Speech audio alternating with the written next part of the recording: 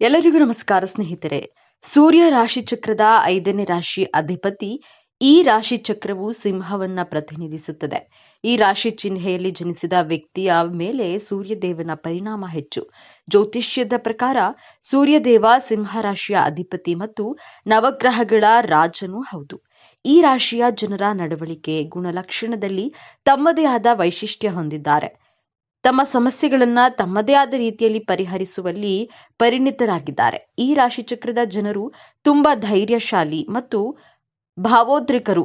ಜೊತೆಗೆ ಸ್ನೇಹದ ವಿಚಾರದಲ್ಲಿ ಬಹಳ ನಿಷ್ಠಾವಂತರು. ಅವರಿಗಾಗಿ ಏನು ಬೇಕಾದರೂ ಮಾಡಲು ಸಿದ್ಧರಾಗಿರ್ತಾರೆ. ಸುಮ್ಮನೆ ಕುಂತವರು ಹೆಜ್ಜೆ ಗುರುತುಗಳನ್ನ ಮೂಡಿಸಲಾರರು. ಹೆಜ್ಜೆ ಗುರುತು ಮೂಡಿಸಬೇಕೆಂದ್ರೆ ಎದ್ದು ನಡೆಯಬೇಕು. ಸಿಂಹರಾಶಿಯವರು ಜೀವನದಲ್ಲಿ ಗೆಲ್ಲಲು ಯಾವ 5 ಅಭ್ಯಾಸಗಳನ್ನ ಬದಲಾವಣೆ ಮಾಡಿಕೊಳ್ಬೇಕು ಎಂಬಂತಹ ವಿಚಾರಗಳನ್ನ ಈ ವಿಡಿಯೋದಲ್ಲಿ ತಿಳಿಸಿಕೊಡಲಿದ್ದೇನೆ. ಅದಕ್ಕೂ ಮುನ್ನ ನೀವು ನಮ್ಮ ಚಾನೆಲ್ಗೆ ಸಬ್ಸ್ಕ್ರೈಬ್ ಆಗಿಲ್ಲ ಅಂದ್ರೆ ಈಗೆಲ್ಲ ಸಬ್ಸ್ಕ್ರೈಬ್ ಆಗಿ, ಹಾಗೆ ವಿಡಿಯೋವನ್ನ ಕೊನೆವರೆಗೂ ನೋಡಿ, ಸ್ಕಿಪ್ ಮಾಡದೆ ಭಕ್ತಿಯಿಂದ ಜೈ ಸೂರ್ಯದೇವ ಅಂತ ಕಾಮೆಂಟ್ ಮಾಡಿ. ನೀವು ಈ 5 ಅಭ್ಯಾಸಗಳನ್ನ ಬದಲಾಯಿಸಿಕೊಳ್ಳೋದ್ರಿಂದ ನಿಮ್ಮ married life, love life, professional life ನಲ್ಲಿ ಹೆಚ್ಚು ಸಕ್ಸಸ್ ಅನ್ನ ಪಡೆಯಬಹುದು.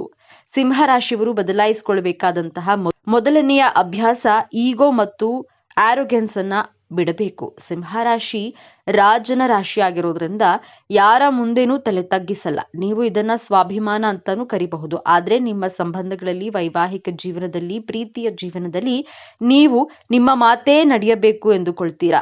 ಎದುರುಗಡೆ ಇರುವಂತಹ ವ್ಯಕ್ತಿಗಳ ಮಾತಿಗೆ ಹೆಚ್ಚು ಬೆಲೆ ಕೊಡದೇ ಇರುವುದು ನಿಮ್ಮ ಸಂಬಂಧಗಳಲ್ಲಿ ಭಿನ್ನಾಭಿಪ್ರಾಯ ಉಂಟಾಗುವ ಕಾರಣವಾಗುತ್ತದೆ.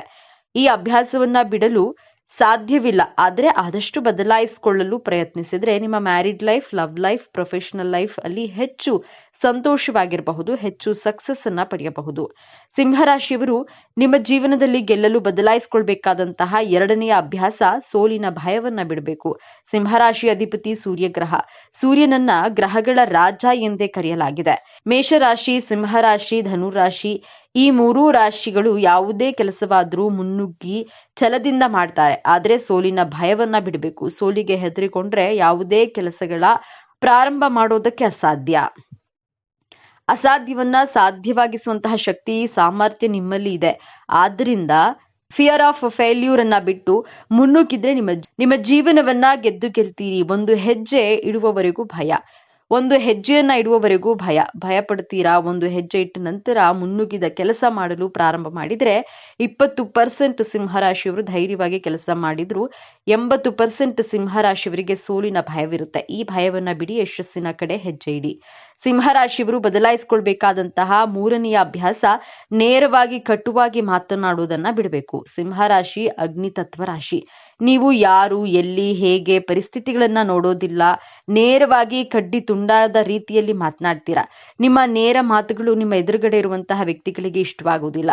ನಿಮ್ಮ ಪರ್ಸನಲ್ ಲೈಫ್, ನಿಮ್ಮ ಪ್ರೊಫೆಷನಲ್ ಲೈಫ್ ನಲ್ಲಿ ಸಮಸ್ಯೆಗಳು ಬಂದೇ ಬರುತ್ತೆ. ನಿಮಗೆ ಶೀಘ್ರವಾಗಿ ಕೋಪ ಬರುತ್ತೆ. ಕೋಪದ ಕೈಗೆ ಬುದ್ಧಿಯನ್ನ ಕೊಟ್ಟು ನಿಮ್ಮ ಜೀವನದಲ್ಲಿ ನೀವೇ ಸಂಕಷ್ಟಕ್ಕೆ ಸಿಲುಕಿಕೊಳ್ತೀರಾ. ಯಾರಿಗೂ ಹೆದರದೆ ಮಾತನಾಡಬೇಕು. ಆದರೆ ನಿಮ್ಮ ನೇರ ಮಾತು ನಿಮ್ಮ ಜೀವನಕ್ಕೆ, ನಿಮ್ಮ ಸಂಬಂಧಗಳಿಗೆ ಮುಳುವಾಗಬಾರದು. ನಿಮ್ಮ ಜೀವನಕ್ಕೆ, ನಿಮ್ಮ ಸಂಬಂಧಗಳಿಗೆ ಕಟುವಾಗೋದ್ರಿಂದ ಕೋಪವನ್ನ, ನೇರವಾದ ಮಾತುಗಳನ್ನ ಬದಲಾಯಿಸಿಕೊಳ್ಳಲು ಪ್ರಯತ್ನವನ್ನ ಮಾಡಿ. ಸಿಂಹರಾಶಿಯವರು ಬದಲಾಯಿಸಿಕೊಳ್ಬೇಕಾದಂತಹ 4ನೆಯ ಅಭ್ಯಾಸ ಡಾಮಿನೇಟಿಂಗ್, ಅಗ್ರೆಷನ್ ಗುಣಗಳನ್ನ ಬಿಡಬೇಕು. ನೀವು ಡಾಮಿನೇಟಿಂಗ್ ಮಾಡೋದ್ರಿಂದ ನಿಮ್ಮ ಸಂಬಂಧಗಳಲ್ಲಿ ಸ್ಯಾಟಿಸ್ಫ್ಯಾಕ್ಷನ್ ಇರೋದಿಲ್ಲ. ನಿಮ್ಮ ಲೈಫ್ ಪಾರ್ಟ್ನರ್ ಹಾಗೂ ಬಿಸ್ನೆಸ್ ಪಾರ್ಟ್ನರ್ ಬಗ್ಗೆ ಕಂಪ್ಲೇಂಟ್ಗಳನ್ನ ಸದಾ ಹೇಳ್ತೀರಾ. ಇದರಿಂದ ನಿಮ್ಮ ನೆಮ್ಮದಿ ಹಾಳಾಗುತ್ತೆ, ಸಂಬಂಧಗಳು ನಿಮ್ಮಿಂದ ದೂರವಾಗುತ್ತೆ. ಆದ್ದರಿಂದ ಡಾಮಿನೇಟ್ ಗುಣವನ್ನ ಬಿಡಲು ಪ್ರಯತ್ನಿಸಿ. ಜೀವನದಲ್ಲಿ ಸಂತೋಷವಾಗಿರಬಹುದು. ಸಿಂಹರಾಶಿಯವರು ಜೀವನವನ್ನ ಗೆಲ್ಲಲು ಬಿಡಬೇಕಾದಂತಹ 5ನೇ ಅಭ್ಯಾಸ ಆತುರ ಸ್ವಭಾವವನ್ನ ಬಿಡಬೇಕು. ತಾಳ್ಮೆಯ ಕೊರತೆ ಇರುತ್ತದೆ. ಸಿಂಹರಾಶಿಯವರಲ್ಲಿ ನಿಮ್ಮ ತಾಳ್ಮೆ, ಸಹನೆ ಕೊರತೆಯಿಂದ ಕೆಲಸ ಕಾರ್ಯಗಳು ಅರ್ಧಕ್ಕೆ ನಿಂತು ಹೋಗುತ್ತವೆ. ನಿಮ್ಮ ವಯಸ್ಸು 17, 20, 30, 40, 50 ಎಷ್ಟೇ ಇರಲಿ, ತಾಳ್ಮೆಯ ಕೊರತೆಯಿಂದ ನಿಮ್ಮ ಕೆಲಸ ಕಾರ್ಯಗಳು ನಿಧಾನವಾಗುತ್ತೆ. ನಿಮಗೆ ಗೊತ್ತೇ ಆಗೋದಿಲ್ಲ. ಆದ್ದರಿಂದ ನಿಮ್ಮ ಪ್ರೊಫೆಷನಲ್ ಲೈಫ್ ಹಾಗೂ ಮ್ಯಾರಿಡ್ ಲೈಫ್ ಅಲ್ಲಿ ಸಮಸ್ಯೆಗಳು ಬರೋದ್ರಿಂದ ನೀವು ನಿಮ್ಮ ಜೀವನದಲ್ಲಿ ತಾಳ್ಮೆ, ಸಮಾಧಾನವನ್ನ ಅಳವಡಿಸಿಕೊಂಡ್ರೆ ಜೀವನದಲ್ಲಿ ಸಂತೋಷ ಮತ್ತು ಸಂತೃಪ್ತಿಯಾಗಿರ್ತೀರಿ. ಈ ಮೇಲೆ ತಿಳಿಸಿದ 5 ಅಭ್ಯಾಸಗಳನ್ನ ಬದಲಾಯಿಸಿಕೊಂಡ್ರೆ ನೀವು ನಿಮ್ಮ ಜೀವನದಲ್ಲಿ ಯಶಸ್ಸಿನ ಮೆಟ್ಟಿಲನ್ನ ಏರಿ ಸಂತೋಷವಾಗಿರಬಹುದು. ಇನ್ನು ಸಿಂಹರಾಶಿಯಲ್ಲಿಯೇ ಜನಿಸಲು ಕಾರಣವನ್ನ ನೋಡೋದಾದ್ರೆ ಶಾಸ್ತ್ರಗಳ ಪ್ರಕಾರ ಜನ್ಮ ಎಂದರೇನು? ಜೀವಾತ್ಮದ ಸೂಕ್ಷ್ಮ ಶರೀರದೊಂದಿಗೆ ಪಂಚಭೂತಗಳು ಶರೀರದೊಂದಿಗೆ ಪ್ರವೇಶಿಸುವುದೇ ಜನ್ಮ. ಈ ಜನ್ಮವನ್ನ ನೀವು ನಿಮ್ಮ ಜೀವಾತ್ಮದಿಂದ ಪಡೆದಿರ್ತೀರಿ. ಈ ಜೀವಾತ್ಮಕ್ಕೆ ಸಂಬಂಧಿಸಿದಂತಹ ಪೂರ್ವ ಕರ್ಮಗಳನ್ನ ನಿಮ್ಮೊಂದಿಗೆ ಪಡೆದುಕೊಂಡು ಹುಟ್ಟಿರ್ತೀರಾ. ಜೊತೆಯಲ್ಲಿಯೇ ಈ ಜನ್ಮದ ಕರ್ಮ ಫಲಗಳನ್ನ ನಿಮ್ಮ ಜೊತೆಯಲ್ಲಿ ತೆಗೆದುಕೊಂಡು ಹೋಗಿರ್ತೀರಾ. ಸಿಂಹರಾಶಿಯನ್ನ ರಾಜನ ರಾಶಿ ಎಂದು ಹೇಗೆ ಕರೆಯುತ್ತಾರೆ? ಇದಕ್ಕೆ ಕಾರಣವಿದೆ. ನಿಮ್ಮ ಪೂರ್ವ ಜನ್ಮದಲ್ಲಿ ನೀವು ಮಾಡಿದ ಪುಣ್ಯದ ಕೆಲಸಗಳನ್ನ, ದಾನ ಸೇವೆ, ಎಲ್ಲರಿಗೂ ಸಹಾಯ ಮಾಡಿದ ಕಾರಣದಿಂದ ಈ ಜನ್ಮದಲ್ಲಿ ಸಿಂಹರಾಶಿಯಲ್ಲಿ ನಿಮ್ಮ ಜನನವಾಗಿರುತ್ತೆ. ಈ ಜನ್ಮದಲ್ಲಿಯೂ ಸಹಾಯವನ್ನ ಕೇಳಿದವರಿಗೆ ನಿಸ್ವಾರ್ಥವಾಗಿ ಸಹಾಯ ಮಾಡುವ ರಾಜನ ಗುಣವಿದೆ. ರಾಜನ ಕೆಲಸವೇನು? ತನ್ನ ಪ್ರಜೆಗಳಿಗೆ ಅವಶ್ಯಕತೆ ಇರುವವರಿಗೆ ಮೂಲಭೂತ ಸೌಕರ್ಯಗಳನ್ನ, ಕಷ್ಟದಲ್ಲಿರುವವರಿಗೆ ಸೇವೆ ಒದಗಿಸುವುದು ರಾಜನ ಕೆಲಸವಾಗಿದೆ. ಈ ಗುಣಗಳನ್ನ ಸಿಂಹರಾಶಿಯವರು ಜನ್ಮದತ್ತವಾಗಿಯೇ ಪಡೆದುಕೊಂಡು ಹುಟ್ಟಿರ್ತೀರಾ.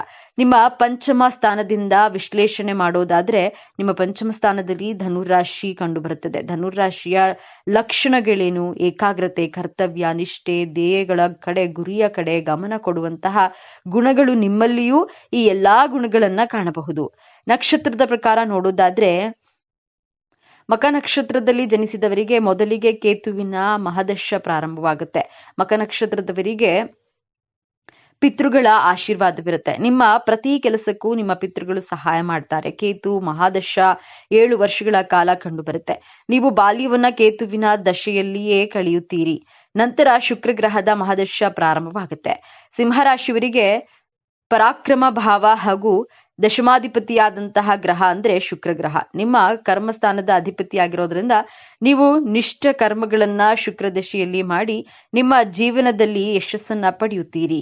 ನಿಮಗೆ 25-26ನೇ ವಯಸ್ಸಿನಲ್ಲಿ ಸೂರ್ಯ ಗ್ರಹದ ದಶ ಆರಂಭವಾಗುತ್ತದೆ. ಸೂರ್ಯ ಮಹಾದಶ ಕಾಲದಲ್ಲಿ ನೀವು ನೇಮ್ ಮತ್ತು ಫೇಮ್ ಅನ್ನ ಮಾಡುತ್ತೀರಿ. ನಿಮ್ಮ ಕಾರ್ಯಕ್ಷೇತ್ರದಲ್ಲಿ, ಈ ಸಮಾಜದಲ್ಲಿ ಗೌರವ, ಪ್ರತಿಷ್ಠೆ, ಕೀರ್ತಿಯನ್ನ ಸಂಪಾದನೆ ಮಾಡ್ತೀರಾ. ನಂತರ ಚಂದ್ರದಶ, ಕುಜದಶ ಪ್ರಾರಂಭವಾಗುತ್ತೆ. ನೀವು ಈ ರಾಶಿಯಲ್ಲಿ ಜನಿಸಿ ಬೇರೆಯವರಿಗಾಗಿ ಸಹಾಯವನ್ನ ಮಾಡ್ತೀರಾ. ಸಹಾಯ ಮಾಡೋದನ್ನ ಯಾರಿಗೂ ಹೇಳಿ ತೋರಿಸೋದಿಲ್ಲ. ಜೀವನದ ಪ್ರಶ್ನೆಗಳಿಗೆ, ಸಮಸ್ಯೆಗಳಿಗೆ ಉತ್ತರ ಕಂಡುಕೊಳ್ಳುವಂತಹ ಗುಣ ಜನ್ಮ ಪಡೆದುಕೊಂಡು ಜನಿಸಿರ್ತೀರಿ. ಸಿಂಹ ರಾಶಿಯವರ ವ್ಯಯಸ್ಥಾನದಲ್ಲಿ ಕಟಕ ರಾಶಿ ಕಂಡು ಬರುವುದರಿಂದ ಕಟಕ ರಾಶಿಯ ಅಧಿಪತಿ ಚಂದ್ರಗ್ರಹ. ಚಂದ್ರಗ್ರಹ ಆಧ್ಯಾತ್ಮಿಕ ಉನ್ನತಿಯನ್ನ ಬಿಂಬಿಸ್ತಾನೆ. ಆಧ್ಯಾತ್ಮಿಕ ದೃಷ್ಟಿಯಿಂದ ಶುಭ ಸ್ಥಾನದಲ್ಲಿರ್ತಾನೆ. ಪೂರ್ವ ಫಾಲ್ಗುಣಿ ನಕ್ಷತ್ರದಲ್ಲಿ ಜನಿಸಿದವರಿಗೆ ಹುಟ್ಟಿನಿಂದಲೇ ಶುಕ್ರದಶ ಪ್ರಾರಂಭವಾಗುತ್ತೆ. ಪೂರ್ವ ಫಾಲ್ಗುಣಿ ನಕ್ಷತ್ರದಲ್ಲಿ ಜನಿಸಿದವರು ಚಿನ್ನದ ಚಮಚವನ್ನ ಬಾಯಿನಲ್ಲಿ ಇಟ್ಟುಕೊಂಡು ಜನಿಸಿರ್ತಾರೆ ಎಂದು ಹೇಳಲಾಗಿದೆ. ನಿಮ್ಮ ಕುಟುಂಬದವರು ನಿಮಗೆ ಅವಶ್ಯಕತೆಗಿಂತ ಹೆಚ್ಚಿನ ಪ್ರೀತಿ ಹಾಗೂ ಕಾಳಜಿಯನ್ನ ತೋರುತ್ತಾರೆ. ನಿಮ್ಮ ಹಣಕಾಸಿನ ವಿಚಾರದಲ್ಲಿ ಹೆಚ್ಚು ತೊಂದರೆಗಳಿರೋದಿಲ್ಲ. ನಿಮ್ಮ ಸೌಭಾಗ್ಯ, ಅದೃಷ್ಟ ಚೆನ್ನಾಗಿರುತ್ತೆ. ಶುಕ್ರ ಗ್ರಹದ ಆಕರ್ಷಕ ಗುಣಗಳು ನಿಮ್ಮಲ್ಲಿ ಕಂಡು ಬರುತ್ತೆ. ಪೂರ್ವ ಫಾಲ್ಗುಣಿ ನಕ್ಷತ್ರದವರು ಬಾಲ್ಯದಿಂದಲೇ ಲಕ್ಸುರಿಯಸ್ ಥಿಂಗ್ಸ್ಗಳಿಗೆ ಖರ್ಚು ಮಾಡುವ, ಜೀವನದ ಆನಂದವನ್ನು ಅನುಭವಿಸುವ ಮೋಜಿನ ಗುಣದವರು. Branded mobile, branded car, luxury ಥಿಂಗ್ಸ್ಗಳು ಇವುಗಳನ್ನೇ ಬಳಸುವುದು. ನೀವು ಕ್ವಾಲಿಟಿಯಲ್ಲಿ ಯಾವುದೇ ರೀತಿಯ ಕಾಂಪ್ರಮೈಸ್ ಆಗೋದಿಲ್ಲ. ಉತ್ತರ ಫಾಲ್ಗುಣಿ ನಕ್ಷತ್ರದಲ್ಲಿ ಜನಿಸಿದವರ ಬಾಲ್ಯ ಬಹಳ ವಿಭಿನ್ನವಾಗಿರುತ್ತೆ. ಚಿಕ್ಕವರಾಗಿದ್ದಾಗಲೇ ಇವರ ಮುಖದಲ್ಲಿ ಸೂರ್ಯನ ವರ್ಚಸ್ಸು, ತೇಜಸ್ಸು ಕಂಡು ಬರುತ್ತೆ. ಇವರು ದೊಡ್ಡವರಾದ ಮೇಲೆ ಒಳ್ಳೆಯ ಹೆಸರು, ಕೀರ್ತಿ ಮಾಡುವರು ಹಾಗೂ ಅಲೌಕಿಕ ಕಾರ್ಯಗಳನ್ನ ಮಾಡುವವರು ಎಂದು ಹೇಳಬಹುದು. ಆದರೆ ಉತ್ತರ ಫಾಲ್ಗುಣಿ ನಕ್ಷತ್ರದವರು ಯೌವನಾವಸ್ಥೆಯಲ್ಲಿ ಹಲವು ಚಾಲೆಂಜ್ಗಳನ್ನ, ಹೋರಾಟಗಳನ್ನ ಎದುರಿಸಿ ಮತ್ತೆ ಗೆಲುವಿನ ಕಡೆ ಪಯಣವನ್ನ ಪ್ರಾರಂಭಿಸ್ತಾರೆ. ಈ ರೀತಿ ಸಿಂಹರಾಶಿಯಲ್ಲಿ ಜನಿಸಿದವರು ಪ್ರತಿಫಲಾಪೇಕ್ಷೆ ಬಯಸದೆ ಸೇವೆ ಕಾರ್ಯವನ್ನ ಮಾಡಲು ಈ ರಾಶಿಯಲ್ಲಿ ನಿಮ್ಮ ಜನನವಾಗಿರುತ್ತೆ. ಈ ವಿಚಾರಗಳು ನಿಮಗೆ ಇಷ್ಟ ಆಗಿದೆ ಅಂತ ಭಾವಿಸ್ತಾ ಇದ್ದೇನೆ. ಇಷ್ಟ ಆಗಿದ್ರೆ ನಮ್ಮ ಚಾನೆಲ್ ಅನ್ನ ತಪ್ಪದೆ ಸಬ್ಸ್ಕ್ರೈಬ್ ಮಾಡಿಕೊಳ್ಳಿ. ಈ ವಿಡಿಯೋಗೆ ಒಂದು ಲೈಕ್ ಕೊಡೋದನ್ನ ಮರಿಬೇಡಿ. ಈ ವಿಡಿಯೋನ ನಿಮ್ಮ ಫ್ರೆಂಡ್ಸ್, ಫ್ಯಾಮಿಲಿ ಗ್ರೂಪ್ನಲ್ಲಿ ಹೆಚ್ಚು ಶೇರ್ ಮಾಡಿ. ನಿಮ್ಮ ಅಭಿಪ್ರಾಯಗಳನ್ನ ತಪ್ಪದೆ ಕಾಮೆಂಟ್ ಮಾಡಿ. ಎಲ್ಲರೂ ಭಕ್ತಿಯಿಂದ ಓಂ ಶ್ರೀ ಮಹಾಲಕ್ಷ್ಮಿ ನಮಃ ಅಂತ ಕಾಮೆಂಟ್ ಮಾಡಿ. ಧನ್ಯವಾದ. ಈ ಸಿಂಹ ರಾಶಿಯವರ ಜೀವನ ಹೇಗಿರುತ್ತೆ? ಈ ರಾಶಿಯವರಿಗೆ ಎಷ್ಟೆಲ್ಲ ಲಾಭ ಇರುತ್ತೆ? ಇವರ ಜೀವನದಲ್ಲಿ ಯಾವೆಲ್ಲ ಘಟನೆಗಳು ಆವರಿಸಿರುತ್ತದೆ? ಸಿಂಹ ರಾಶಿಯವರ ಮುಂದಿನ ಜೀವನ ಹೇಗೆಲ್ಲ ನಡೆಸ್ತಾರೆ? ಈ ರಾಶಿಯವರ ಹಣಕಾಸಿನ ವಿಚಾರದಲ್ಲಿ ಅನುಕೂಲತೆಯನ್ನ ಹೇಗೆಲ್ಲ ನಿಭಾಯಿಸ್ತಾರೆ? ಅಧಿಕಾರ, ಗೌರವ, ಕೀರ್ತಿ ನಿಮ್ಮ ಕಾಲ ಕೆಳಗಿದೆ. ಇದು ಕೇವಲ ಕಲ್ಪನೆಯಲ್ಲ, ಇದು ಸಿಂಹ ರಾಶಿಯಲ್ಲಿ ಜನಿಸಿದವರ ಹುಟ್ಟುಗುಣ. ಆದರೆ ಜಗತ್ತನ್ನೇ ಆಳುವ ಈ ರಾಜನ ಹೃದಯದೊಳಗೆ ಅಡಗಿರುವ ಭಾವನೆಗಳೇನು? ಸೂರ್ಯನಂತೆ ಪ್ರಜ್ವಲಿಸುವ ಇವರ ವ್ಯಕ್ತಿತ್ವದ ಹಿಂದೆ ಇನ್ಯಾರಿಗೂ ಕಾಣದ ಕರಾಳ ಸತ್ಯ ಇದೆ, ಬನ್ನಿ. ಸಿಂಹ ರಾಶಿಯ ಬಂಧುಗಳೇ, ನೀವು ಈಗ ನೋಡುತ್ತಿರುವ ಈ ವಿಡಿಯೋ ಆಕಸ್ಮಿಕವಾಗಿ ನಿಮ್ಮ ಮುಂದೆ ಬಂದಿಲ್ಲ. ನಿಮ್ಮ ಜೀವನದ ಅತ್ಯಂತ ನಿರ್ಣಾಯಕ ಘಟ್ಟದಲ್ಲಿ ನಿಂತಿರುವ ನಿಮಗೆ ನಿಮ್ಮ ಇಷ್ಟ ದೇವರು ಅಥವಾ ನಿಮ್ಮ ಕುಲದೇವರು ಒಂದು ಪ್ರಮುಖ ಸಂದೇಶವನ್ನ ನೀಡಲು ಬಯಸಿದ್ದಾರೆ. ಇಷ್ಟು ದಿನ ನೀವು ಅನುಭವಿಸಿದ ನೋವು, ಅವಮಾನ, ಕಷ್ಟಗಳಿಗೆ ಪ್ರತಿಫಲ ಸಿಗುವ ಸಮಯ ಬಂದಿದೆ. ನಿಮ್ಮ ಜೀವನದ ದಿಕ್ಕು ಯಶಸ್ಸಿನ ಉತ್ತುಂಗಕ್ಕೆ ಇರುತ್ತದೆ ಅಥವಾ ಮತ್ತೆ ಪಾತಾಳಕ್ಕೆ ಕುಸಿಯುತ್ತದೆ. ಈಗ ನಿಮ್ಮ ಭವಿಷ್ಯವನ್ನ ನಿರ್ಧರಿಸಲಿವೆ. ಈ ಸಮಯದಲ್ಲಿ ನಿಮಗೆ ಎದುರಾಗಲಿರುವಂತಹ ದೊಡ್ಡ ಕಠಿಣ ಸವಾಲು ಯಾವುದು, ಅದರಿಂದ ಪಾರಾಗುವುದು ಹೇಗೆ ತಿಳಿಯಲು ಈ ವಿಡಿಯೋವನ್ನ ಸಂಪೂರ್ಣವಾಗಿ ನೋಡಿ. ಯಾಕಂದ್ರೆ ಇದು ನಿಮಗಾಗಿ ಬಂದಿರುವ ದೈವಿಕ ಸಂದೇಶ. ಹಾಗೆ ಜೈ ಉಗ್ರ ನರಸಿಂಹ ಎಂದು ಕಾಮೆಂಟ್ ಮಾಡಿ. ಹಾಗೆ ತಪ್ಪದೇ ವಿಡಿಯೋಗೆ ಲೈಕ್ ಮಾಡಿ. ಮೊದಲಿಗೆ ಇಷ್ಟು ದಿನ ನೀವು ಕಷ್ಟಪಟ್ಟಿದ್ದು ಯಾಕೆ ಎಂದು ತಿಳಿಯೋಣ. ಕಳೆದ ಕೆಲವು ವರ್ಷಗಳಿಂದ, ವಿಶೇಷವಾಗಿ ಈ 2 ವರ್ಷಗಳಲ್ಲಿ ನೀವು ಅನುಭವಿಸಿದ ಯಾತನೆ ಅಷ್ಟಿಷ್ಟಲ್ಲ. ಹೇಳಿಕೊಳ್ಳಲಾಗದ ನೋವು, ಕಾರಣವೇ ಇಲ್ಲದ ಅಪವಾದಗಳು, ಕೈಗೆ ಬಂದ ತುತ್ತು ಬಾಯಿಗೆ ಬಾರದ ಸ್ಥಿತಿ, ಆರ್ಥಿಕವಾಗಿ ಎಷ್ಟೊಂದು ಕಷ್ಟ ಎದುರಿಸಿದ್ದೀರಿ ಅಂದ್ರೆ ನಾಳೆ ಎನ್ನುವ ಚಿಂತೆ ನಿಮ್ಮನ್ನ ರಾತ್ರಿ ನಿದ್ದೆ ಮಾಡಲು ಬಿಡಲಿಲ್ಲ. ನಿಮ್ಮದಲ್ಲದ ತಪ್ಪಿಗೆ ನೀವು ಅವಮಾನ ಎದುರಿಸಬೇಕಾಯಿತು. ನೀವು ಪ್ರಾಣಕ್ಕಿಂತ ಹೆಚ್ಚಾಗಿ ನಂಬಿದವರೇ ನಿಮಗೆ ಬೆನ್ನಿಗೆ ಚೂರಿ ಹಾಕಿದ್ರು. ಇದಕ್ಕೆಲ್ಲ ಕಾರಣ ಏನು? ನಿಮ್ಮ ಪ್ರಯತ್ನದಲ್ಲಿ ಯಾವುದೇ ದೋಷವಿರಲಿಲ್ಲ. ಆದ್ರೆ ಗ್ರಹಗಳ ಸ್ಥಿತಿ, ವಿಶೇಷವಾಗಿ ಶನಿ ಮಹಾತ್ಮನ ದೃಷ್ಟಿ ಮತ್ತು ರಾಹುಕೇತುಗಳ ಸಂಚಾರವು ನಿಮ್ಮ ಅಕ್ಷರಶಃ ಹಿಂಡಿ ಹಿಪ್ಪೆ ಮಾಡಿತ್ತು.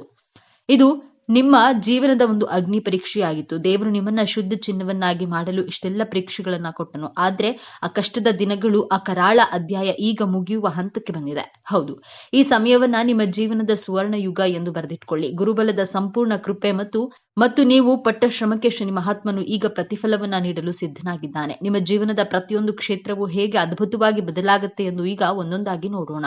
ಮೊದಲನೆಯದಾಗಿ ನಿಮ್ಮ ವೃತ್ತಿ ಜೀವನ. ಎಷ್ಟೋ ದಿನಗಳಿಂದ ಒಂದೇ ಜಾಗದಲ್ಲಿ ಕೂತು ಎಷ್ಟೇ ಪ್ರಾಮಾಣಿಕವಾಗಿ ದುಡಿದ್ರೂ ನಿಮಗೆ ಪ್ರಶಂಸೆ ಸಿಗ್ಲಿಲ್ಲ, ಪ್ರಮೋಷನ್ ಕೂಡ ಸಿಗ್ಲಿಲ್ಲ. ನಿಮ್ಮ ಮೇಲಾಧಿಕಾರಿಗಳು ನಿಮ್ಮನ್ನ ಗುರುತಿಸುತ್ತಲೇ ಇರಲಿಲ್ಲ. ಆದ್ರೆ ಈ ಉತ್ತಮ ಸಮಯದಲ್ಲಿ ಗ್ರಹಗಳ ಸಂಚಾರವು ನಿಮ್ಮ ವೃತ್ತಿ ಸ್ಥಾನವನ್ನ ಅತ್ಯಂತ ಬಲಪಡಿಸುತ್ತಿದೆ. ಯಾರು ನಿಮ್ಮನ್ನ ತುಳಿಯಲು ಪ್ರಯತ್ನಿಸ್ತಿದ್ರೋ ಅವರೇ ನಿಮ್ಮ ಸಹಾಯವನ್ನ ಕೇಳಿ ಬರುವ ಸಮಯವಿದು. ಅನಿರೀಕ್ಷಿತವಾಗಿ ಒಂದು ದೊಡ್ಡ ಜವಾಬ್ದಾರಿ ಅಥವಾ ನೀವು ವರ್ಷಗಳಿಂದ ಕಾಯುತ್ತಿದ್ದ ಕೆಲಸ ನಿಮ್ಮ ಕೈ ಸೇರಲಿದೆ. ಇನ್ನು ಉದ್ಯೋಗ ಬದಲಾವಣೆ ಮಾಡಬೇಕು ಎಂದುಕೊಂಡವರಿಗೆ ಈಗಿರುವ ಕೆಲಸ ಬಿಡಬೇಕಾ ಬೇಡವಾ ಎಂಬ ಮಹಾ ಗೊಂದಲದಲ್ಲಿದ್ದ ನಿಮಗೆ ಈ ಸಮಯ ಅತ್ಯಂತ ಶುಭ ಸಮಯ. ನಿಮಗೆ ಬರುವ ಹೊಸ ಉದ್ಯೋಗದ ಅವಕಾಶಗಳು ನೀವು ಕನಸಿನಲ್ಲೂ ನಿರೀಕ್ಷೆ ಮಾಡೋದಕ್ಕಿಂತ ದೊಡ್ಡ ಮಟ್ಟದಲ್ಲಿರುತ್ತೆ. ಸಂಬಳ, ಹುದ್ದೆ ಎರಡರಲ್ಲೂ ದೊಡ್ಡ ಏರಿಕೆಯನ್ನ ಕಾಣ್ತೀರಿ. ವಿದೇಶಕ್ಕೆ ಹೋಗುವ ಪ್ರಯತ್ನದಲ್ಲಿದ್ರೆ ವೀಸಾ ನಿರೀಕ್ಷೆಯಲ್ಲಿದ್ದವರಿಗೆ ಶುಭ ಸುದ್ದಿ ನಿಮ್ಮ ಕಿವಿಗೆ ಬೀಳಲಿದೆ. ಸರ್ಕಾರಿ ಉದ್ಯೋಗಕ್ಕಾಗಿ ಪರೀಕ್ಷೆ ಬರೆದು ಕಾಯ್ತಿರುವವರಿಗೆ ನಿಮ್ಮ ಹೆಸರು ಪಟ್ಟಿಯಲ್ಲಿ ಬರುವ ಸಾಧ್ಯತೆ ಸ್ಪಷ್ಟವಾಗಿ ಕಾಣ್ತಿದೆ. ಧೈರ್ಯವಾಗಿ ಮುನ್ನುಗ್ಗಿ ಯಶಸ್ಸು ನಿಮ್ಮದೇ. ಎರಡನೆಯದಾಗಿ ಶತ್ರುಗಳ ಕಾಟ ಮತ್ತು ಕೋರ್ಟ್ ಕಚೇರಿ ವಿಚಾರಗಳು. ನಿಮ್ಮ ಬೆನ್ನ ಹಿಂದೆ ಮಾತನಾಡುವವರು, ನಿಮ್ಮ ಏಳಿಗೆಗಳನ್ನ ಸಹಿಸದ ಗುಪ್ತ ಶತ್ರುಗಳು, ನಿಮ್ಮ ವಿರುದ್ಧವೇ ಪಿತೂರಿ ಮಾಡುವವರಿಂದ ನೀವು ಬಹಳಷ್ಟು ನೊಂದಿದ್ದೀರಿ. ಆದ್ರೆ ಈ ಸಮಯದಲ್ಲಿ ನಿಮ್ಮ ರಾಶಿಯಾಧಿಪತಿಯಾದ ಮಂಗಳನ ಕೃಪೆಯಿಂದ ಆ ಶತ್ರುಗಳು ತಾವಾಗಿಯೇ ನಾಶವಾಗ್ತಾರೆ. ಅವರ ನಿಜ ಬಣ್ಣ ಎಲ್ಲರ ಮುಂದೆ ಬಯಲಾಗುತ್ತೆ. ನಿಮಗೆ ಕೆಟ್ಟದ್ದು ಬಯಸಿದವರು ಅವರೇ ದೊಡ್ಡ ಕಷ್ಟಕ್ಕೆ ಸಿಲುಕೋದನ್ನ ನೀವು ನಿಮ್ಮ ಕಣ್ಣಾರೆ ಕಾಣ್ತೀರಿ. ನಿಮ್ಮ ಮೇಲಿದ್ದ ದೃಷ್ಟಿದೋಷ, ನಕಾರಾತ್ಮಕ ಶಕ್ತಿಗಳು ಸಂಪೂರ್ಣವಾಗಿ ದೂರವಾಗಲಿವೆ. ಇನ್ನು ಆಸ್ತಿ ವಿವಾದ, ಸುಳ್ಳು ಕೇಸುಗಳು ಅಥವಾ ವಿಚ್ಛೇದನದಂತಹ ಕೋರ್ಟ್ ಕಚೇರಿ ವಿಚಾರಗಳಲ್ಲಿ ಸಿಲುಕಿ ವರ್ಷಗಳಿಂದ ಅಲೆದು ನಿಮ್ಮ ಸಮಯ, ಹಣ ಮತ್ತು ಮಾನಸಿಕ ನೆಮ್ಮದಿ ಎಲ್ಲವೂ ಹಾಳಾಗಿತ್ತು. ಆದ್ರೆ ಇದೀಗ ದೈವಿಕ ನ್ಯಾಯ ನಿಮ್ಮ ಪರವಾಗಿ ನಿಲ್ಲಲಿದೆ. ಕೇಸಿನಲ್ಲಿ ನಿಮಗೆ ಜಯ ಸಿಗೋದು ನಿಶ್ಚಿತ. ನಿಮ್ಮ ಮೇಲಿದ್ದ ಅಪವಾದಗಳು ಸುಳ್ಳು ಎಂದು ಸಾಬೀತಾಗುತ್ತೆ. ನಿಮ್ಮ ಆಸ್ತಿ, ನಿಮ್ಮ ಗೌರವ ನಿಮಗೆ ಮರಳಿ ಸಿಗಲಿದೆ. ಮೂರನೆಯದಾಗಿ ಗಂಡ ಹೆಂಡತಿಯ ಸಂಬಂಧ, ಸಣ್ಣ ಸಣ್ಣ ವಿಷಯಕ್ಕೂ ಜಗಳ, ಅನಗತ್ಯ ಮನಸ್ತಾಪ, ಇಬ್ಬರ ನಡುವೆ ಮೂರನೇ ವ್ಯಕ್ತಿಯ ಪ್ರವೇಶದಿಂದ ಸಂಬಂಧವು ಹಳಸಿ ಹೋಗಿತ್ತು. ವಿಚ್ಛೇದನದ ಅಂಚಿಗೆ ತಲುಪಿದ್ದೀರಿ. ಆದ್ರೆ ಈ ಶುಭ ಸಮಯದಲ್ಲಿ ನಿಮ್ಮಿಬ್ಬರ ನಡುವಿನ ಪ್ರೀತಿಯನ್ನ ಮತ್ತೆ ಚಿಗುರಿಸುತ್ತದೆ. ಗುರುಬಲದಿಂದ ನಿಮ್ಮ ನಡುವಿನ ಎಲ್ಲಾ ತಪ್ಪು ತಿಳುವಳಿಕೆಗಳು ದೂರವಾಗಿ ಅನ್ಯೂನ್ಯತೆ ಹೆಚ್ಚುತ್ತದೆ. ನಿಮ್ಮ ಸಂಬಂಧ ಮತ್ತೆ ಮೊದಲಿನಂತೆ ಮಧುರವಾಗಲಿದೆ. ಇನ್ನು ಮದುವೆಯಾಗದ ಸಿಂಹರಾಶಿಯ ಯುವಕ ಯುವತಿಯರಿಗೆ ಉತ್ತಮವಾದ ಸಂಬಂಧವನ್ನ ಕೊಡಬಲ್ಲಿರಿ. ನಿಮ್ಮ ಮದುವೆ ನಿಶ್ಚಯವಾಗುವ ಎಲ್ಲಾ ಸಂಭವವಿದೆ. ಹಾಗೆ ಸಂತಾನ ಭಾಗ್ಯಕ್ಕಾಗಿ ಎಷ್ಟು ವರ್ಷಗಳಿಂದ ಕಾಯ್ತಿದ್ದ ದಂಪತಿಗಳಿಗೆ ವೈದ್ಯರ ಬಳಿ ಅಲೆದು ಸಾಕಾಗಿ ಪೂಜೆ ವ್ರತಗಳನ್ನ ಮಾಡಿ ಕಣ್ಣೀರು ಹಾಕಿದ್ದೀರಿ. ನಿಮ್ಮ ಈ ನೋವಿನ ಕಣ್ಣೀರಿಗೆ ಈಗ ಬೆಲೆ ಸಿಗಲಿದೆ. ಸಂತಾನ ಕಾರಕನಾದ ಗುರುವು ನಿಮ್ಮ ಪಂಚಮ ಸ್ಥಾನವನ್ನ ಬಲಪಡಿಸುತ್ತಿದ್ದಾನೆ. ನಿಮ್ಮ ಮನೆಯಲ್ಲಿ ತೊಟ್ಟಿಲು ತೂಗುವ ಶುಭ ಸುದ್ದಿ ನಿಮ್ಮ ಕಿವಿಗೆ ಬೀಳಲಿದೆ. ನಿಮ್ಮ ವಂಶ ಬೆಳಗಲು ಒಬ್ಬ ಕುಲದೀಪಕನ ಆಗಮನವಾಗಲಿದೆ. 4ನೇಯದಾಗಿ ನಿಮ್ಮ ಮಕ್ಕಳ ವಿದ್ಯಾಭ್ಯಾಸ, ನಿಮ್ಮ ಮಕ್ಕಳ ಹಠಮಾರಿತನ, ಓದಿನಲ್ಲಿ ಗಮನ ಇಲ್ಲದಿರುವುದು ಅಥವಾ ಅವರ ಆರೋಗ್ಯದ ಬಗ್ಗೆ ನಿಮಗೆ ದೊಡ್ಡ ಚಿಂತೆಯಾಗಿತ್ತು. ಅವರು ದಾರಿ ತಪ್ಪಿದ್ದಾರೆ ಎಂಬ ಭಯ ನಿಮ್ಮನ್ನ ಕಾಡ್ತಿತ್ತು. ಆದ್ರೆ ಇದೀಗ ನಿಮ್ಮ ಮಕ್ಕಳಲ್ಲಿ ಅದ್ಭುತವಾದ ಸಕಾರಾತ್ಮಕ ಬದಲಾವಣೆಯನ್ನ ಕಾಣ್ತೀರಿ. ಅವರೇ ಜವಾಬ್ದಾರಿಯಿಂದ ಓದಲು ಪ್ರಾರಂಭಿಸ್ತಾರೆ. ಉನ್ನತ ಶಿಕ್ಷಣಕ್ಕಾಗಿ ಅವರು ಬಯಸಿದ ಕಾಲೇಜಿನಲ್ಲಿ ಸೀಟು ಸಿಗಲಿದೆ. ಅವರ ಆರೋಗ್ಯದಲ್ಲಿ ಚೇತರಿಕೆ ಕಂಡು, ಅವರ ನಡವಳಿಕೆಯಲ್ಲಿ ಸಕಾರಾತ್ಮಕ ಬದಲಾವಣೆ ಕಂಡು ಸಮಾಜದಲ್ಲಿ ನಿಮಗೊಂದು ಹೆಮ್ಮೆ ಮತ್ತು ಗೌರವವನ್ನ ತಂದುಕೊಡ್ತಾರೆ. ನಿಮ್ಮ ಚಿಂತೆ ದೂರವಾಗಲಿದೆ. 5ನೇಯದಾಗಿ ನಿಮ್ಮ ಆರ್ಥಿಕ ಸ್ಥಿತಿ ಮತ್ತು ಅತ್ಯಂತ ಪ್ರಮುಖವಾದ ಬದಲಾವಣೆ, ನೀವು ನಂಬಿಕೊಟ್ಟ ಸಾಲ, ಆಪ್ತರಿಗೆ ಕೊಟ್ಟ ಹಣ ವಾಪಸ್ ಬಾರದೆ ನೀವು ಮೋಸ ಹೋಗಿದ್ರೆ ಆ ಹಣ ಇನ್ನೇನು ಬರೋದಿಲ್ಲ ನೀವು ಎಂದು ಕೈ ಚೆಲ್ಲಿದ್ದೀರಿ. ಆದ್ರೆ ಈಗ ಯಾರು ನಿಮ್ಮಿಂದ ಹಣ ಪಡೆದಿದ್ರೋ ಅವರೇ ನಿಮ್ಮನ್ನ ಹುಡುಕಿಕೊಂಡು ಬಂದು ನಿಮ್ಮ ಹಣವನ್ನ ವಾಪಸ್ ಕೊಡುವ ಚಮತ್ಕಾರ ನಡೆಯಲಿದೆ. ಅಥವಾ ಕಾನೂನಿನ ಮೂಲಕವಾದ್ರೂ ನಿಮ್ಮ ಹಣ ನಿಮ್ಮ ಕೈ ಸೇರುವುದು ಖಚಿತ. ಇಷ್ಟೇ ಅಲ್ಲ, ಅನಿರೀಕ್ಷಿತ ಧನಾಗಮನ, ಆರ್ಥಿಕ ಸಂಕಷ್ಟದಿಂದ ತತ್ತರಿಸಿ ಹೋಗಿದ್ದ ನಿಮಗೆ ಈಗ ನೀವು ನಿರೀಕ್ಷೆ ಮಾಡದ ಮೂಲಗಳಿಂದ ಬಹುಶಃ ಹಳೆಯ ಹೂಡಿಕೆಯ ಮೂಲಕ ಅಥವಾ ಪಿತ್ರಾರ್ಜಿತ ಆಸ್ತಿ ಪಾಲು ದೊರೆಯುವ ಮೂಲಕ ದೊಡ್ಡ ಮೊತ್ತದ ಹಣ ಹರಿವು ಬರಲಿದೆ. ನಿಮ್ಮ ಎಲ್ಲಾ ಸಾಲಗಳು ತೀರಿ ನೀವು ಸಾಲ ಮುಕ್ತರಾಗುವ ಸಮಯವಿದು. ಲಕ್ಷ್ಮೀ ದೇವಿಯು ನಿಮ್ಮ ಮನೆಯಲ್ಲಿ ಸ್ಥಿರವಾಗಿ ನೆಲೆಸುತ್ತಾಳೆ. ವ್ಯಾಪಾರ ವ್ಯವಹಾರದಲ್ಲಿ ಸತತ ನಷ್ಟ ಅನುಭವಿಸಿದ್ದು ಇನ್ನೇನು ಮುಚ್ಚಿಬಿಡಬೇಕು ಎನ್ನುವ ಸ್ಥಿತಿಯಲ್ಲಿದ್ದಾಗ ನಿಮಗೆ ಪೂರ್ವಜನ್ಮ ನೀಡಲಿವೆ. ನಿಮ್ಮ ವ್ಯಾಪಾರಕ್ಕೆ ಹೊಸ ಪಾಲುದಾರರು ಸಿಗಬಹುದು ಅಥವಾ ನಿಮ್ಮ ಹೊಸ ಆಲೋಚನೆಗಳಿಂದ ದೊಡ್ಡ ಮಟ್ಟದಲ್ಲಿ ಯಶಸ್ಸು ಕಾಣಬಹುದು. ಗ್ರಾಹಕರ ಸಂಖ್ಯೆ ಹೆಚ್ಚಾಗಿ ನಿಮ್ಮ ಲಾಭವು 10 ಪಟ್ಟು ಹೆಚ್ಚಾಗಲಿದೆ. ಇಷ್ಟೆಲ್ಲ ಅದ್ಭುತ ಯಶಸ್ಸು, ಹಣ, ಗೌರವ, ಸಂಬಂಧಗಳು ಇಷ್ಟೆಲ್ಲವೂ ನಿಮ್ಮದಾಗಲಿದೆ. ಆದ್ರೆ ನಿಮ್ಮ ಮುಂದೆ ಒಂದು ದೊಡ್ಡ ಕಷ್ಟಕರವಾದಂತಹ ಸವಾಲು ಕೂಡ ಎದುರಾಗುತ್ತೆ. ಈ ಸವಾಲನ್ನ ನೀವು ಗೆಲ್ಲಲೇಬೇಕು. ಆ ಸವಾಲು ಹೊರಗಿನಿಂದ ಬರೋದಿಲ್ಲ, ಅದು ನಿಮ್ಮ ಶತ್ರುಗಳಿಂದ ಬರೋದಿಲ್ಲ, ಅದು ನಿಮ್ಮ ಒಳಗಿನಿಂದಲೇ ಬರುತ್ತೆ. ಆ ಸವಾಲೇ ನಿಮ್ಮ ಕೋಪ ಮತ್ತು ಅಹಂಕಾರ. ಹೌದು, ಸಿಂಹರಾಶಿಯವರೇ, ನಿಮ್ಮ ರಾಶಿಯಾಧಿಪತಿ ಮಂಗಳ. ನಿಮಗೆ ಕೋಪ, ಆವೇಶ, ಆತುರ ಜಾಸ್ತಿ. ಅನಿರೀಕ್ಷಿತ ಯಶಸ್ಸು, ಹಣ, ಅಧಿಕಾರ ನಿಮ್ಮ ಕೈಗೆ ಬಂದಾಗ ನಿಮ್ಮಲ್ಲಿ ನಾನೇ ಸರಿ, ನನ್ನಿಂದಲೇ ಇದೆಲ್ಲ ಸಾಧ್ಯವಾಯಿತು, ನನಗಿಂತ ದೊಡ್ಡವರು ಯಾರೂ ಇಲ್ಲ ಎಂಬಂತಹ ಅಹಂಕಾರ ತಲೆ ಎತ್ತಬಹುದು. ನಿಮ್ಮ ಕೋಪ ಹೆಚ್ಚಾಗಬಹುದು. ಈ ಸಮಯದಲ್ಲಿ ನಿಮ್ಮ ಆತುರದ ನಿರ್ಧಾರದಿಂದ ಅಥವಾ ನಿಮ್ಮ ಸಿಟ್ಟಿನ ಮಾತಿನಿಂದ ನಿಮ್ಮ ಆಪ್ತರನ್ನೇ, ವಿಶೇಷವಾಗಿ ನಿಮ್ಮ ಜೀವನ ಸಂಗಾತಿಯನ್ನೇ, ನಿಮ್ಮ ತಂದೆ ತಾಯಿಯನ್ನೇ ನೀವು ನೋಯಿಸಬಹುದು. ಒಂದು ದೊಡ್ಡ ತಪ್ಪಿನಿಂದ ನಿಮ್ಮ ಕೈಗೆ ಬಂದ ಭಾಗ್ಯವೆಲ್ಲವೂ ನಿಮ್ಮನ್ನ ಬಿಟ್ಟು ಹೋಗುವ ಅಪಾಯವಿದೆ. ಯಶಸ್ಸನ್ನ ಪಡೆಯೋದು ಎಷ್ಟು ಮುಖ್ಯವೋ ಅದನ್ನ ಉಳಿಸ್ಕೊಳ್ಳೋದು ಅದಕ್ಕಿಂತ ಮುಖ್ಯ. ಈ ಅಹಂಕಾರವೇ ನೀವು ಎದುರಿಸುವ ಅತಿ ದೊಡ್ಡ ಸಮಸ್ಯೆ. ಹಾಗಾದ್ರೆ ಈ ದೊಡ್ಡ ಸಮಸ್ಯೆಯಿಂದ ಪಾರಾಗೋದು ಹೇಗೆ? ಈ ಯಶಸ್ಸನ್ನ ಶಾಶ್ವತವಾಗಿ ಉಳಿಸ್ಕೊಳ್ಳೋದು ಹೇಗೆ?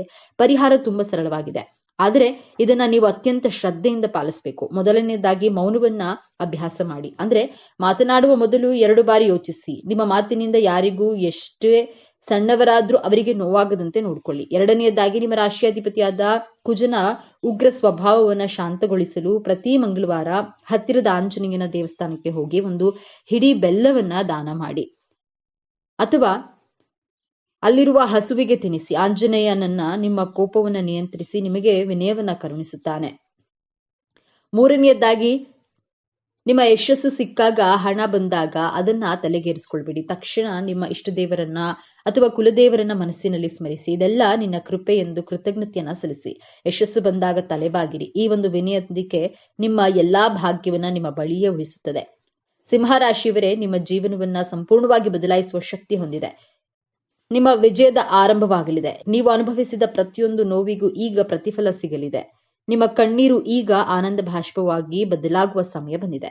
ನೆನಪಿಡಿ, ಈ ವಿಡಿಯೋ ನಿಮಗೆ ತಲುಪಿದ್ದು ಆಕಸ್ಮಿಕವಲ್ಲ. ಇದು ನಿಮ್ಮ ಇಷ್ಟ ದೇವರು ನಿಮಗೆ ನೀಡುತ್ತಿರುವ ಸ್ಪಷ್ಟ ಸಂದೇಶ. ಈ ಅದ್ಭುತ ಸಮಯವನ್ನ ಸದುಪಯೋಗ ಪಡಿಸಿಕೊಳ್ಳಿ. ನಿಮ್ಮ ಜೀವನದ ಹೊಸ ಅಧ್ಯಾಯಕ್ಕೆ ತಯಾರಾಗಿರಿ. ನಿಮ್ಮ ನಂಬಿಕೆಯ ಸಂಕೇತವಾಗಿ ನಿಮ್ಮ ಜೀವನ ಬದಲಾಗಬೇಕು ಎನ್ನುವ ಸಂಕಲ್ಪದೊಂದಿಗೆ ತಪ್ಪದೆ ನಿಮ್ಮ ಕುಲದೇವರ ಅಥವಾ ನಿಮ್ಮ ಇಷ್ಟ ದೇವರ ಹೆಸರನ್ನ ಕಾಮೆಂಟ್ ಮಾಡಿ. ಆ ಭಗವಂತನು ನಿಮ್ಮನ್ನ ಸದಾ ಕಾಪಾಡಲಿ. ಸರ್ವೇ ಜನೋ ಸುಖಿನೋ ಭವಂತು. ಇದೇ ತರಹದ ಜ್ಯೋತಿಷಕ್ಕೆ ಸಂಬಂಧಪಟ್ಟಂತಹ ವಿಡಿಯೋ ನೋಡಲು ನಮ್ಮ ಚಾನೆಲ್ಗೆ ಸಬ್ಸ್ಕ್ರೈಬ್ ಆಗಿ, ಈ ವಿಡಿಯೋಗೆ ಲೈಕ್ ಮಾಡಿ, ಶೇರ್ ಮಾಡಿ.